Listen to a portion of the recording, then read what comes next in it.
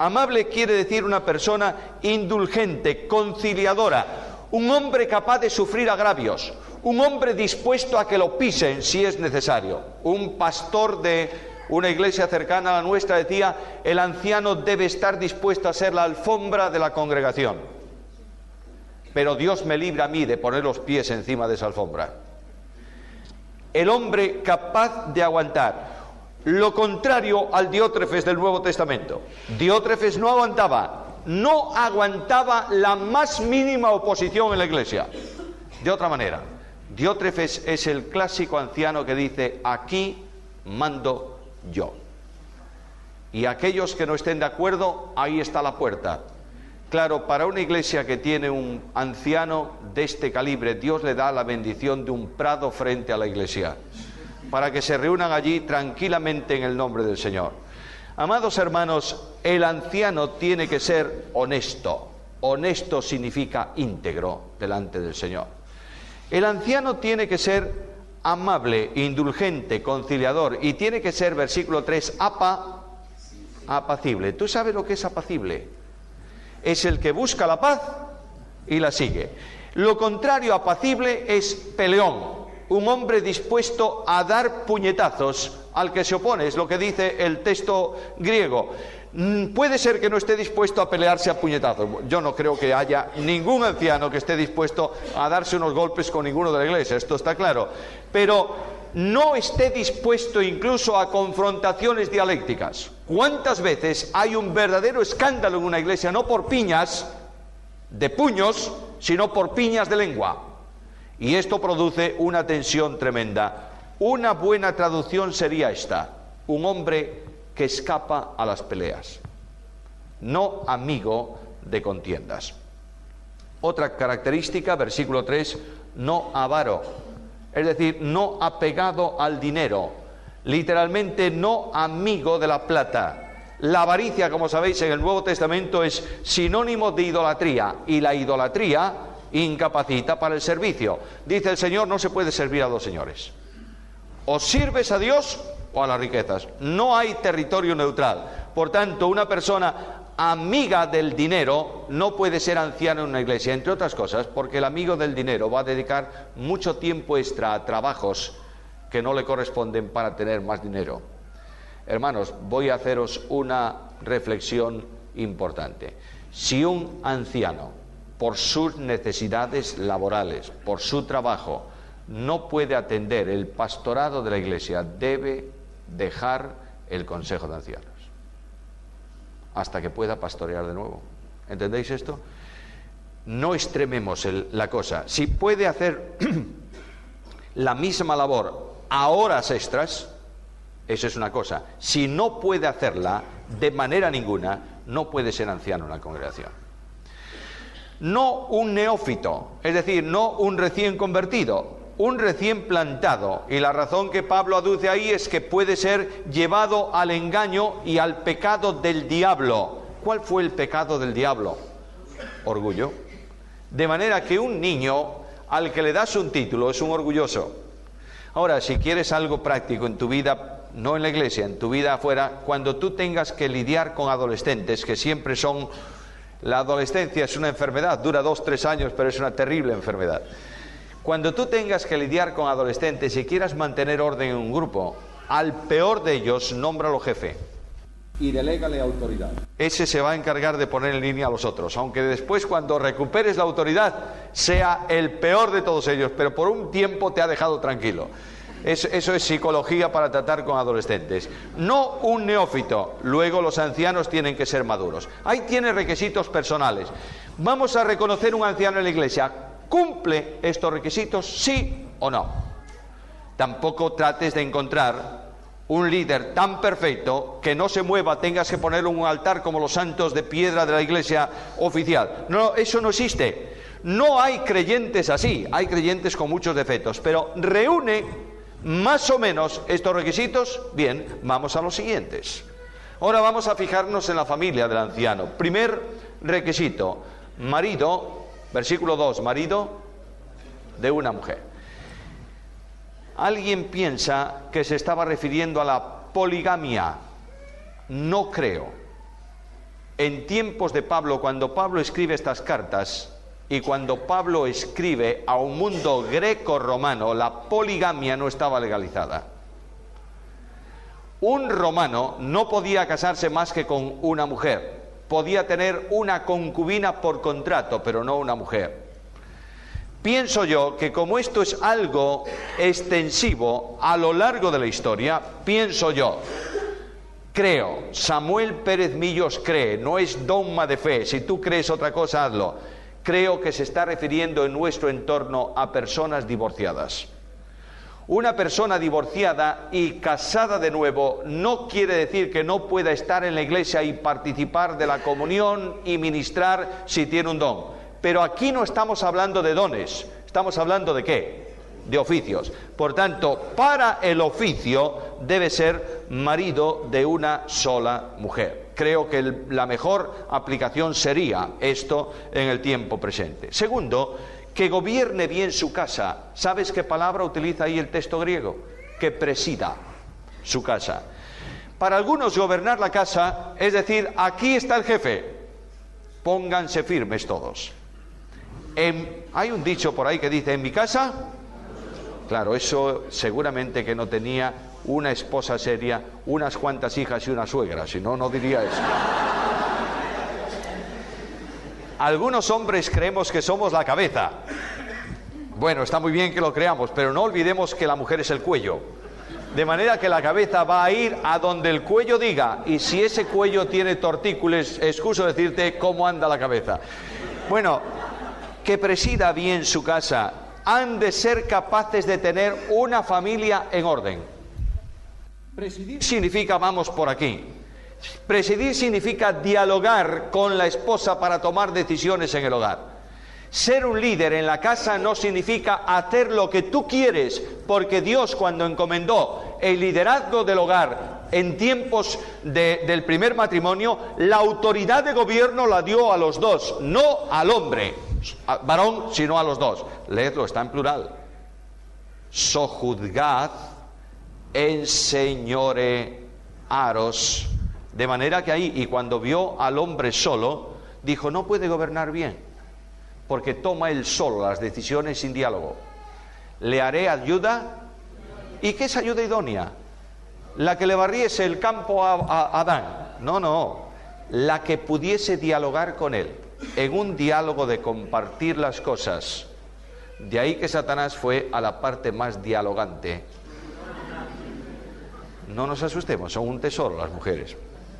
Aunque no sea muy para ti demasiado buena, es un tesoro, porque es el regalo que Dios te dio. 2 paréntesis, por favor. Se ha descubierto, yo no soy médico ni hijo de médicos, soy un curioso de cosas. De manera que los científicos han descubierto que la mujer tiene un pensamiento global y el hombre un pensamiento esquemático. Parece ser que ellas piensan con los 2 lóbulos del cerebro, cosa curiosa, y nosotros solamente con uno, por eso somos más inteligentes.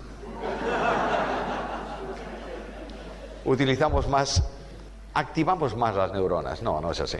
Entonces, la mujer que piensa globalmente, para ella todo son novedades. No hay un esquema predefinido en su forma de pensar. Cuando tú llegas a casa cansadísimo de tu trabajo, agobiado, y quieres ver, además ahí juega el Boca y el River en televisión, y hay que encender el televisor, ella viene a contarte las novedades del día. ¿Es así? ¿Sabes? Me quedé sin gas. Tú dices, eso no es ninguna novedad. No has comprado a tiempo el tubo, te has quedado sin gas.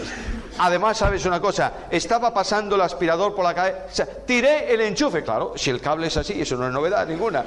Has tirado más de... Y venga, novedades. ¿Por qué? Porque ella tiene un pensamiento esquemático, conjunto, que...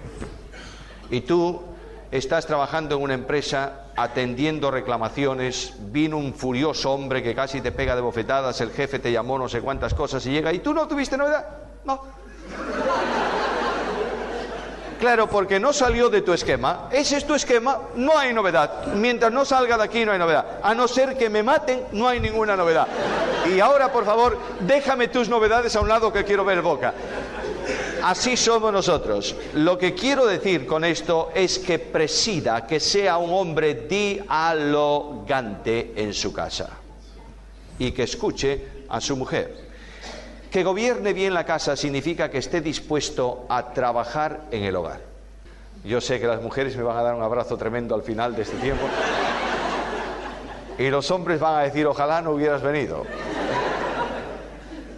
Cuando Dios colocó al hombre en su primer hogar, la responsabilidad del trabajo en la casa se lo dio al hombre. Lo puso en el huerto para que lo labrase y lo cuidase.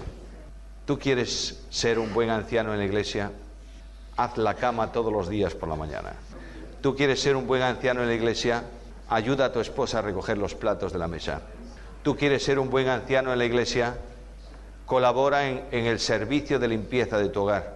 Tú quieres ser un buen anciano en tu iglesia, dile a tu esposa qué quieres que haga. Preside con el ejemplo el hogar para que puedas presidir con el ejemplo en la iglesia. Que gobierne bien su casa. Sus hijos, versículo 4, 3:4, leemos que gobierne bien su casa, que tenga a sus hijos en sujeción con honestidad.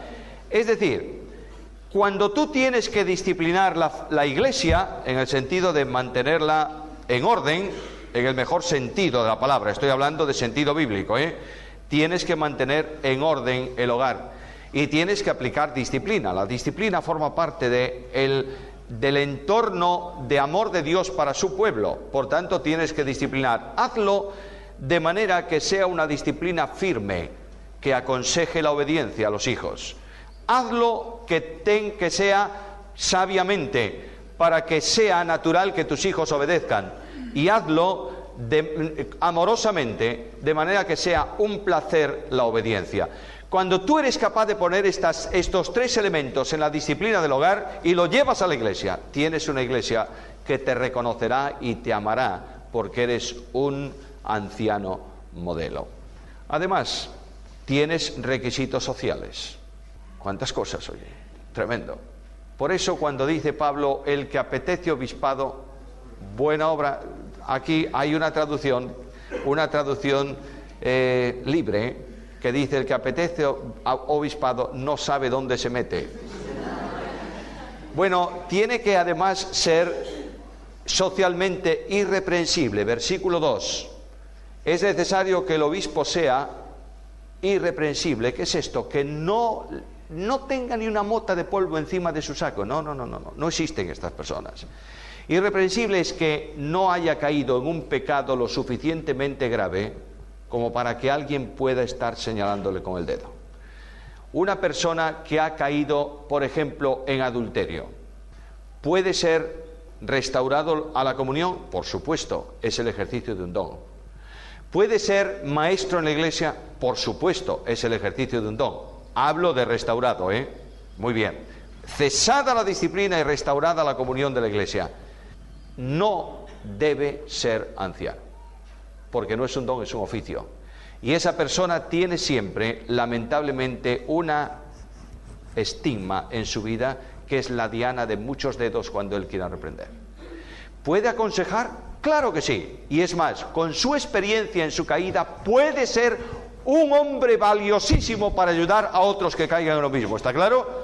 Pero a la vista del texto bíblico no es irreprensible. De buen testimonio, ¿en dónde? ¿En la iglesia? No, señor. En el mundo, versículo 7. También es necesario que tenga buen testimonio de los de afuera para que no caiga en descrédito y lazo del diablo. Cuando una persona ha tenido problemas sociales y ha dejado una marca ahí afuera, no debe ser anciano de la iglesia. Tú imagínate que en España, estoy poniendo un ejemplo, un industrial español. Bueno, dejemos el industrial. Un hombre de a pie.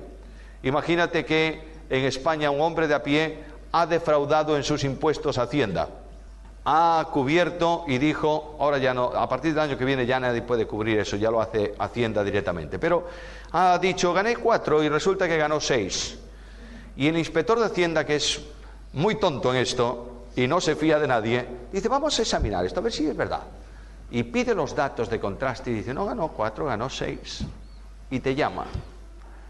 Bueno, es que me equivoqué. Siempre se equivoca uno, siempre de menos, nunca de más. Me equivoqué. Te pone la sanción y el inspector ve que al cabo de un tiempo no has pagado ni la diferencia ni la sanción, que estás en periodo ejecutivo, etcétera, etcétera, etcétera. Estoy poniendo un coso muy feo. Y un día este inspector de Hacienda pasa por la iglesia y entra al culto. Y dice, ¿cómo se gobiernan ustedes? Por ancianos. ¿Y quiénes son los ancianos? Fulano. ¿Cómo? Un hombre que roba, anciano de una iglesia. Que sea honesto, que tenga honestidad de los de afuera, testimonio de los de afuera. Por último, el último requisito de conducción, uno solo. Mirad qué enorme cantidad. Requisitos personales, unos cuantos. Requisitos familiares, otros cuantos. Requisitos de testimonio, otros cuantos. Ahora, algo que pudiera ser que tuviese relación con un don. Versículo 2. Es necesario que el obispo sea irreprensible, marido de una sola mujer, sobrio, prudente, decoroso, hospedador, apto para enseñar. No tiene que ver esto con el ejercicio de un don de pastor maestro. Si tiene don de pastor maestro, fantástico. Sería estupendo. Tiene que tener capacidad de responder con la Biblia a cualquier consulta que un creyente le haga. Porque el rumbo de iglesia hay que marcarlo con la palabra, ¿no es esto? Por tanto, cuando viene un creyente y dice, mire, querido, yo tengo este problema, ¿qué le parece? ¿Qué debo hacer? Nunca le digas, a mí me parece, porque lo que te parece a ti es muy digno de tener en consideración, pero no vale. Dile, vamos a ver lo que dice la palabra. Lo que dice aquí la palabra. Capaz de enseñar, capaz de liderar, capaz de ejercer conducción, capaz de ejercer autoridad, capaz de marcar un rumbo. Por eso, Pablo dice en esta misma carta que las mujeres no ejerzan ¿qué? Autoridad. Notáis que no tiene tanto que ver con ministerio ni con cosas parecidas. Tiene que ver con ejercicio de liderazgo, de conducción, que Dios en su gracia soberana estableció sobre varones en este sentido. Ahora, los ancianos con capacidad de enseñar, que sean capaces de dar respuestas bíblicas. Yo lloro cuando una persona va a un anciano y recibe como respuesta, esto a ti no te importa. Cuando una persona viene a sus ancianos y le dice, ¿y por qué hacemos esto aquí? Bueno, porque siempre se hizo así. Eso es tremendo. Eso es una frustración terrible para el miembro de la iglesia. El anciano tiene que dar una respuesta bíblica. Hacemos esto por A, B, C y D. Y dar una respuesta inmediata. Estas personas son capaces de restaurar heridas a la luz de la palabra. En nuestra iglesia teníamos un hombre. Este hombre, si tú querías tener un predicador negativo en el púlpito como expositor, ponlo a él. Este era un hombre que cuando tenía que decir algo en la congregación, leía el versículo y decía, pero el Espíritu dice claramente que en los postreros tiempos algunos apostatarán. Comentario, ¿veis, hermanos? El Espíritu dice que en los postreros tiempos algunos apostatarán. Seguimos. Esto era su forma. Bueno, no lo podías poner en el púlpito. Esto era una locomotora que arrollaba a cualquiera que encontrabas por delante y no decía nada. Cuando había un problema en la congregación, el consejo mandaba siempre a este hermano. Y este hermano llegaba a la casa de la persona y se sentaba con ellos. Si era un problema de matrimonio, por ejemplo, se sentaba con los dos y los tomaba de las manos. Y lo primero que hacía, ¿sabes qué era? Llorar. Así era don José. Y luego le decía, hermanos, quiero hablaros de Cristo. Y los llevaba a Jesús. Y casi siempre los problemas los resolvía don José. Un hombre apto ¿para qué? Para enseñar, sin dar una sola palabra en el púlpito. Indudablemente, esta capacidad tiene que ver con ser sanos en doctrina, de Tito capítulo 1, versículo 9. Que sean sanos en doctrina. ¿En qué doctrina? El único libro que tiene doctrina es este. Este libro es doctrina desde Génesis 1.1 a Apocalipsis 22.21. ¿Por qué? Porque toda él es palabra de Dios, ¿es así? Y no hay doctrinas importantes y doctrinas no importantes.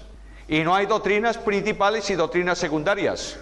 Hay doctrina fundamental y doctrina general, eso sí, pero todo es importante. Incluso las genealogías sirven para edificar al pueblo de Dios. Si tú dejas algo de la Biblia, no tendrás una edificación absoluta. Bueno, ya tenemos los requisitos de liderazgo de conducción. Ahora ya tenemos el primer cuerpo de oficiales de la Iglesia, los ancianos, que cumplan esto. De manera que vamos a diáconos, porque quiero llegar a algo que también es sorprendente en algunas ocasiones. Diáconos son los líderes de servicio. Capítulo 3 de la primera carta a Timoteo. Los diáconos asimismo sean, y ahora vienen las características. Notad que prácticamente son las mismas características morales y personales que para los ancianos.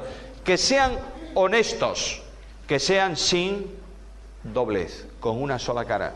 ¿Sabe lo que significa? Hay dos palabras en el griego que se traduce, una por doblez y otra por sinceridad. Doblez es cuando tú tienes una cara blanca por fuera y escrita por dentro. Ese es un doble. Al doble nunca sabes por dónde vas a ir, porque nunca sabes qué va a resultar de él. Mis nietos, que son un tesoro, tienen una mala costumbre. Se van a la impresora mía y sacan los folios para pintar. Y yo le puedo dejar 1, 2, 3, 4, no sé cuántos, pero no 2 docenas de folios, de modo que le digo, ni uno más, ¿eh? Y el otro día veo al más pequeño de ellos metiendo el folio en la impresora. Y dije yo, ¿qué estás haciendo? Me dice, es blanco, abuelo. Y por el otro lado estaba pintado con un lápiz. Doblez, dos caras. Segundo asunto, sinceridad. ¿Tú sabes lo que es sincero? Pues es eso, sincera. Los ebanistas están trabajando en un mueble, se le escapa un poquito la gumia y le han sacado una esquinita a la talla. ¿Qué hace el ebanista? Tira la talla, le pone cera, la deja endurecer, la barniza, ponle una lámpara de rayos infrarrojos ahí encima. Ya verás tú cómo la cera se derrite y queda debajo la falla. Hay muchos tapujos espirituales en la Iglesia, especialmente en el liderazgo. Los diáconos tienen una responsabilidad muy especial porque están sirviendo en la congregación. Recordáis que los apóstoles dijeron, no es bueno que nosotros lo hagamos, encarguemos a otros que lo hagan. Y ahí comienza el liderazgo de servicio. Ahora, los tienen que tener además, guardar el misterio de la fe con limpia conciencia, es decir, tienen que ser hombres de fe. No hace falta recordaros que las características que dieron los apóstoles en Jerusalén para el liderazgo de servicio, los primeros diáconos, eran que fuesen hombres llenos de Espíritu Santo y de fe. Por tanto, aquí dice que guarden con limpia conciencia. Y además, sean sometidos a prueba. No sean sometidos a prueba de servicio, sino sean sometidos a prueba viendo que reúnen estas condiciones. Y entonces ejerzan el diaconado si son irreprensibles, es decir, si cumplen los requisitos. Y ahora viene una parte para las diaconisas de la Iglesia. Las mujeres, asimismo, ¿las mujeres de quién? Diáconos, diaconisas. Las mujeres, asimismo, tengan todo esto más. Sean honestas, no calumniadoras. En el servicio vas a tener que hablar con necesitados, ¿verdad? No cuentes las miserias de nadie. Ayúdalos y ámalos y ora por ellos. Calumniadoras, la palabra aquí es muy curiosa. En el griego es literalmente traducidas no diablas. El demonio es un calumniador, es su oficio malo. De modo que dice aquí Pablo, sean sobrias, fieles en todo. Voy a daros una pauta de los escritos de Pablo. Cada escritor bíblico utiliza como muletilla, digamos así, algunas frases que le son muy propias, muy típicas. Una de las palabras que Pablo utiliza abundantemente es la preposición griega en. De modo que él dice en Cristo, en Cristo. Esto es muy típico del lenguaje de Pablo. Pablo utiliza la palabra carne para referirse generalmente a la naturaleza pecaminosa. Juan utiliza la misma palabra para referirse a la imitación. De modo que Juan dice el verbo se hizo carne y Pablo dice las obras de la carne son dos conceptos diferentes dentro de la misma verdad bíblica, Ahora, Pablo utiliza mucho como hebreo una construcción no muy común en griego que se traduce al castellano por asimismo. Cada vez que Pablo utiliza esa expresión asimismo es sinónimo casi de la conjunción copulativa y. No está hablando de temas, no la utiliza para separar asuntos, sino para vincular asuntos. Mirad un ejemplo.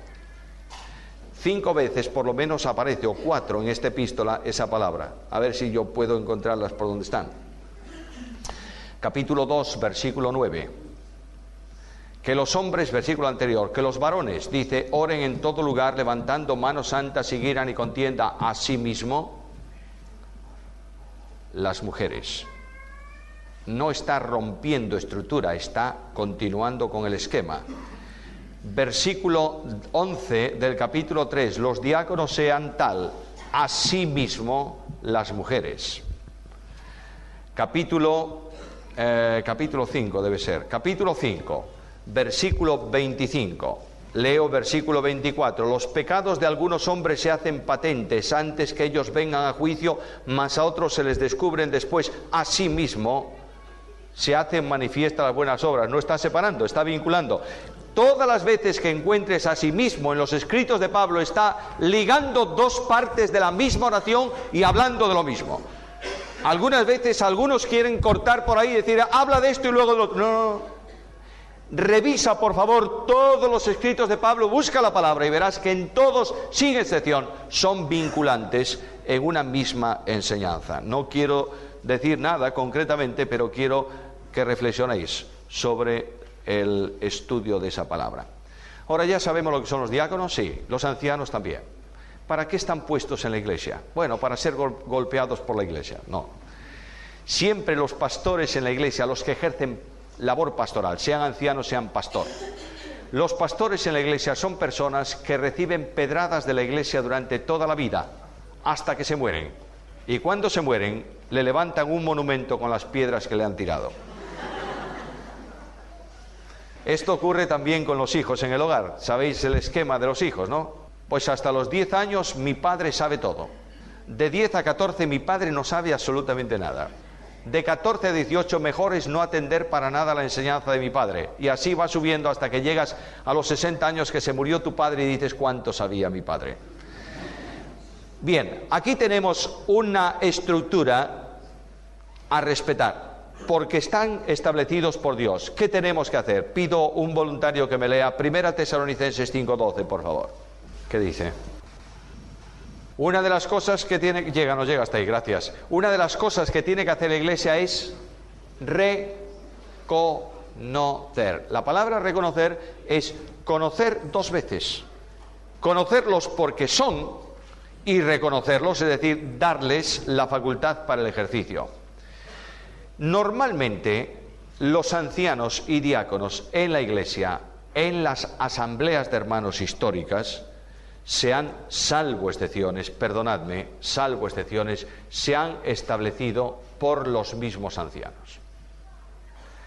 La iglesia viene el domingo por la mañana a la cena del Señor y recibe de su consejo de ancianos la siguiente noticia: a partir de hoy, el hermano fulano es anciano. ¿Eso es bíblico? No, señor. Eso es nombramiento, no es reconocimiento. La iglesia primitiva, los apóstoles en la iglesia primitiva dieron el modo para hacer posible el reconocimiento. ¿Cómo? ¿Qué dicen los apóstoles? Hermanos, las normas son estas, A, B, C, D. Ahora, vosotros buscad entre vosotros los que cumplan las normas y decirlo. Y además no queremos más que 7.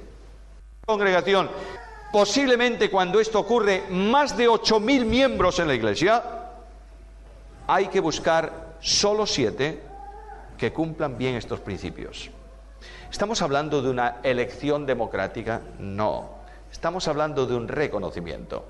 Probablemente una forma práctica de las muchas que pueden hacerse para reconocer ancianos es esta. El Consejo de Ancianos, que tiene la obligación de sobrever la iglesia, debe conocer a todos los miembros de la iglesia. Y debe saber cómo son. Si un pastor no conoce a sus ovejas es un problema. El Consejo de Ancianos conoce. Entonces el Consejo de Ancianos debe estar orando permanentemente: Señor, levanta nuevos líderes en tu pueblo. Esta debe ser una oración del Consejo de Ancianos. Una vez que se descubre que hay 1, 2, 3, no sé cuántos que reúnen estas condiciones, el Consejo debe orar por ellos con nombre en la presencia del Señor. De vez en cuando sería bueno que el Consejo se reuniese y dijese: vamos a ver, si tuviésemos que reconocer hoy ancianos, ¿a quiénes reconoceríamos? Y se escriben los nombres en un papelito. Cuando hay un nombre o dos nombres que está en todos los papeles de los ancianos, indudablemente hay una evidencia clara de que esa persona reúne los requisitos. Oramos. E inmediatamente que hemos dedicado un tiempo a orar, hablamos con la persona y le decimos: ¿tú estarías dispuesta no a ser anciano, a servir más intensamente en la iglesia? Sí, ¿en cualquier cosa? Sí, muy bien. Ya sabemos que hay una disposición. Ahora, ¿tú estarías dispuesto a ser anciano de la iglesia? De manera ninguna. Bueno, está bien, es un oficio. Muy bien. Bueno, tal vez es un problema. Bueno, ya sabemos que es un problema y gordo. Pero, ¿estarías? Sí. Está bien. Ahora vamos a decirlo a la iglesia. Hermanos, nosotros hemos visto que el hermano fulano de tal reúne los requisitos bíblicos A, B, C, D, tal. Queremos poner su nombre a criterio de la iglesia, para que si hay algo contrario, conforme a la Biblia, por el que no pueda ser reconocido anciano, la iglesia lo diga. Y vamos a dar a la iglesia 3 meses de oración por esta persona. Y vamos a pedir a la iglesia una oración negativa. ¿Sabes que hay oración positiva y negativa? En vez de decir: Señor, que sea un anciano, Señor, impide que sea un anciano si no es tu voluntad. Muy bien, y pasan los 3 meses. Y ni el Señor dijo nada, ni la iglesia dijo nada. Ha llegado el momento de ¿qué? La iglesia, ¿qué está haciendo la iglesia? ¿Reconociendo o no? Naturalmente que sí. Ahora vamos a darle las diestras de comunión. Y vamos a reunir a toda la iglesia en un acto muy solemne. Y vamos a leer a este hermano nuevo anciano de la iglesia los requisitos bíblicos y vamos a pedirle delante de toda la congregación que se comprometa a pastorear la grey del Señor, siguiendo las pisadas del Maestro, y que se comprometa en público delante de la iglesia. Y una vez que lo ha hecho, vamos a pedir a la iglesia que obedezca a sus líderes según está establecido en la congregación. Y esto ha dado un carácter muy solemne al reconocimiento de un anciano. La iglesia lo aprecia y él se ha comprometido delante de ella y del Señor a servir en la congregación. Puede haber otras fórmulas, simplemente estoy haciendo alguna sugerencia. Hermanos, la iglesia tiene mucho que decir en todo lo que tiene que ver con funcionamiento y disciplina. No puede llegar esto impuesto a la congregación bajo ningún sentido, porque no es bíblico. Es más, cuando Pablo tiene que poner en disciplina gravísima al incestuoso de Corinto, ¿qué dice Pablo? Mi espíritu con vosotros en el nombre del Señor. No está diciendo a los ancianos de la iglesia: ponedlo fuera de comunión. Está diciendo a la iglesia que lo haga. ¿Os dais cuenta? La iglesia es una entidad espiritual. Es la única entidad espiritual reconocida en el Nuevo Testamento, la congregación. Los líderes están en la congregación, pero no son autoridades sobre la congregación. Por tanto, debemos retomar la importancia capital de la iglesia. Alguien me va a decir: es que hay inmaduros. Naturalmente, muchos de ellos por culpa del liderazgo, que no es capaz de enseñar a la congregación como debe enseñar. Estamos teniendo congregaciones inmaduras. ¿Por qué? Porque son niños en Cristo a los que le damos durante 60 años leche, pero no le hemos dado vianda sólida. Tenemos que ir ahí, y los líderes de la iglesia tienen que estar vigilantes permanentemente a varias cosas. Una de ellas, que se enseñe solo palabra y que se enseñe en la condición en que debe ser enseñada. ¿Tenemos los líderes? Bien. ¿Sabemos lo que son? Muy bien. Entonces vamos a ir ya a otro terreno todavía más práctico, y yo voy a tomar eso a la luz de ejemplos del Antiguo Testamento. Vamos a tomar en este tiempo la acción y la manifestación de un líder, es decir, los elementos básicos de funcionamiento de un líder. Y llamo vuestra atención a un libro, al libro de Nehemías. En el libro de Nehemías, los primeros capítulos, abrimos ese libro. Capítulo 1 del libro de Nehemías, comenzamos. Vosotros sabéis que el libro de Nehemías tiene que ver con la resolución del cautiverio. Es vital en la escritura el libro de Nehemías, porque en el libro de Nehemías se produce la señal profética para el inicio de las 70 semanas de Daniel. Ya que la primera semana de Daniel comienza cuando sale el edicto de Artajerjes para la reconstrucción de la ciudad y el muro. No para el templo, sino para la ciudad y el muro. Por tanto, ahí comienza. Es muy importante este libro. Ahora, Nehemías es un hombre llevado en cautiverio a Babilonia, un hombre vinculado con toda seguridad con la familia real, y ahí está preso, está trabajando, es un gran líder en Babilonia, y especialmente en el imperio medo-persa. Este Nehemías es un hombre que es casi, yo podría deciros que el copero del rey, era casi el primer ministro. Estaba en todas las reuniones de Estado, en todas las visitas de embajadores. Él tenía que probar primeramente el vino para que el rey no fuese envenenado. Bueno, ahí está este hombre. Ahora, a este hombre un día le visitan sus familiares. Capítulo 1. Vino Anani, versículo 2, uno de mis hermanos con algunos varones de Judá. Y de pronto le pregunta a estos hombres algunas cosas. ¿Por qué le pregunta Nehemías, por favor? Versículo 2. Les pregunté, primero, ¿por quién? Por los hermanos, los judíos que habían escapado, que habían quedado de la cautividad. Segundo, por Jerusalén. Luego, el interés de Nehemías no era saber cómo están mis fincas y cómo ha quedado la herencia de mis padres. Dice, no, cómo viven aquellos que han quedado allí y cómo está la ciudad de Jerusalén. Es un hombre que tiene madera de líder porque tiene interés, ¿por qué? Por el pueblo y por la obra de Dios. Además de esto, estas prioridades, recibe el informe y dice, el remanente de los que quedaron de la cautividad en la provincia está en gran mal y afrenta, sus puertas quemadas a fuego, su muro derribado. ¿Y qué hace este hombre? El líder comienza a actuar. En primer lugar, se sienta, reflexiona. No se pueden tomar decisiones a la rápida, hay que reflexionar. Los consejos de ancianos muchas veces no dan tiempo a reflexión. Una de las necesidades es tomar un problema, leer el problema, meditar sobre el problema antes de dar solución al problema. Esto es elemental. Tú tienes que hacer un cálculo matemático, un problema de matemáticas, sea un niño pequeño que le ponen un reparto de caramelos entre sus amigos. Hay que pensar, hay que decir, ¿qué dice aquí? ¿Qué pregunta aquí? ¿Cómo hay que enfocar la resolución? Primeramente se sentó. Segundo, lloró.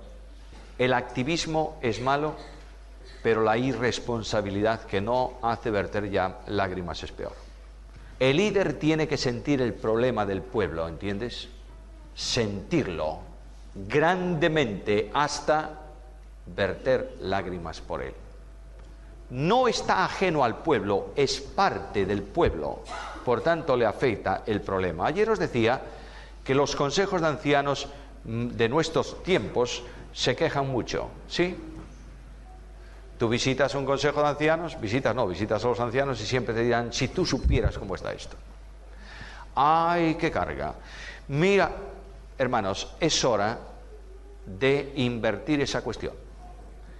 Vamos a llorar en la presencia del Señor. No digo que se viertan lágrimas físicas, vamos a romper el corazón en la presencia del Señor, llevando al Señor el problema. ¿Qué más hizo? Lloró e hizo duelo, es decir, no andaba riendo. Frente a un problema no hay risas que valgan, es un problema, hay que resolverlo, hay que solucionar. Lloró e hizo duelo por algunos días. ¿Por cuántos días? ¿Qué son estos algunos días? Mira por favor el versículo primero. Aconteció en el mes de Quisleu en el año 20. Ahora, si tú sigues viendo la escritura, el libro, llegarás a cuando el rey le pregunta qué ha de hacer, lo veremos más adelante, que es el mes de Nisán. Entre el mes de Quisleo y el mes de Nisán pasan 4 meses. Algunos días, una semanita. 4 meses que estuvo en esta situación Nehemías, llorando. ¿Y qué más hizo? Ayunando. La oración debe a veces exigir un tiempo extra para orar. Ayunar no significa simplemente dejar de comer. Nehemías no pudo dejar de comer 4 meses, se moría. Pero redujo el tiempo de la comida a la mínima expresión para dedicar el tiempo extra, ¿qué? A la oración. Nehemías probablemente tenía tiempo para pasear y cosas por el estilo. El tiempo que no podía utilizar, o mejor dicho, el tiempo que no usaba estrictamente en el servicio del rey, lo dedicó ¿a qué? A orar. A orar intensamente. Yo pregunto, mis amados hermanos, si los consejos de ancianos hoy en día dedican este mismo tiempo a orar. Los consejos de ancianos se involucran en un problema, valoran el problema, estudian el problema, dan respuesta al problema, muchas veces sin oración. Las reuniones de muchos consejos de ancianos comienzan con una oración por pura tradición. Vamos a orar. Y termina la oración. Bueno, cualquiera que nos despide en oración. ¿Qué es esto? Si estamos actuando en el nombre del Señor, es Dios quien tiene que hablarnos a nosotros, ¿sí o no? Naturalmente que sí. Y antes de hablar de un problema de un hermano, tengo que dedicar tiempo a hablar a Dios de ese hermano. Dedicar tiempo en oración. Especialmente para restaurar a los caídos. Los ancianos no están puestos para echar gente a la calle, están para buscar a los extraviados. Aquí hay una situación: lloró, ayunó y oró delante de Dios. ¿Y cómo ora Nehemías delante de Dios? ¿Cuál es la oración de un líder bíblico? Primero, confesión. Señor, fuerte te ruego, versículo 6, final, confieso los pecados de los hijos de Israel. ¿Y ahora qué dice que cometieron? Que cometimos. Sí, yo y la casa de mi padre hemos pecado. Hermanos, estamos en un mundo de problemas en las asambleas. ¿Es verdad o no es verdad? Yo pido sinceridad, no quiero respuestas públicas. ¿Es verdad o no? ¿Tienes problemas de moral en tu iglesia? ¿Tienes problemas de falta de compromiso en la iglesia? ¿Tienes problemas no sé de qué? No son problemas, hay un gran problema.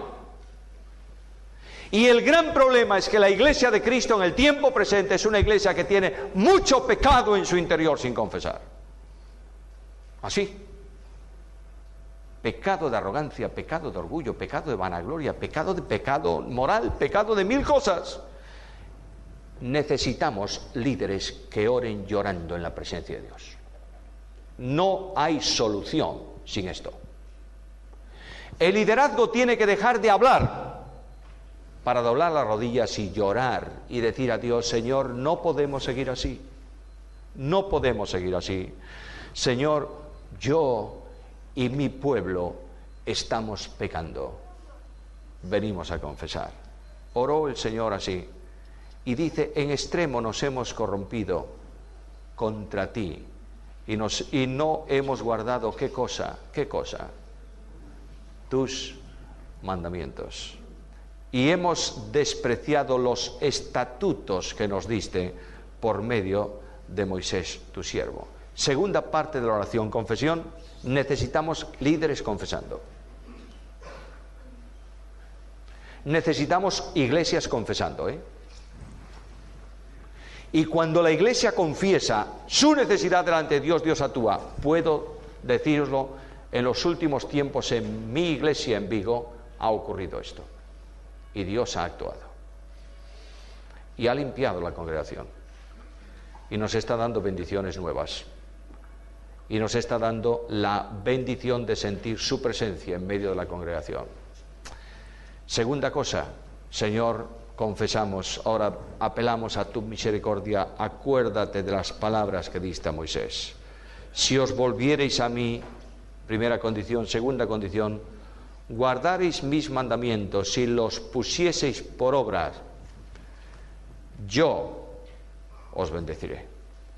Necesitamos decir al Señor: Señor, acuérdate de esto, tú eres el Dios de las promesas, venimos a cumplir lo que tú pides primeramente, vengo a confesar mi miseria, a hacerte sentir, Señor, que tú sabes el problema, pero a hacerte saber que yo siento profundamente ese problema.